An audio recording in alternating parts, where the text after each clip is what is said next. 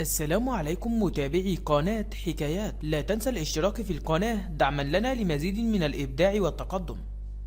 السلام عليكم ورحمة الله وبركاته. حبيبي في الله، لعلك لا تصدق ما تسمع، ولكن صدق فهذا بالفعل قد حدث قديما زمن النبي صلى الله عليه وسلم مع الصحابي الجليل أسيد بن حضير رضي الله عنه وأرضاه، عندما كان يقرأ القرآن ونزلت الملائكة لتسمع لتلاوته. وقصة اليوم معنا عن فتاة مصرية كانت تدرس القرآن الكريم والشريعة الإسلامية في جامعة الأزهر، حيث أن هذه الفتاة كانت متمسكة جدا ومتعلقة بالقرآن الكريم وبقراءته آناء الليل وأطراف النهار في غرفتها، وكانت كل يوم تدخل الغرفة تظل تقرأ وترتل القرآن بشكل جميل وصوت حسن. وبعد فترة من الزمن ماتت الفتاة، حزن عليها الجميع حزنا شديدا. وفي يوم ما من الأيام اقتربت أمها من حجرة الفتاة فسمعت صوت بكاء حاد يأتي من الحجرة. تكرر الموضوع عدة أيام وعدة مرات، فأخبرت والد الفتاة وأحضروا شيخا ليفسر الموضوع، فقال لهم الشيخ إن الملائكة تبكي لأنها لم تعد تسمع صوت الفتاة الرقيق الجميل وهي ترتل القرآن الكريم. سبحان الله، ظلت الفتاة ترتل القرآن الكريم في الدنيا حتى جعلت الملائكة تبكي عند فراقها. فهل نحن أخي في الله نفعل ذلك أو نفعل أي شيء يجعل الملائكة تبكي من أجلنا أو تبكي عند موتنا، أو حتى نترك سيرة حسنة أو عملا طيبا يجعل الناس تذكرنا به بعد موتنا؟ بكل أسف معظمنا أصبح كل ما يتركه خلفه عند موته هو كره وبغض وعداوة مع أكثر الناس. نسأل الله أن يرزقنا وإياكم حسن الخاتمة.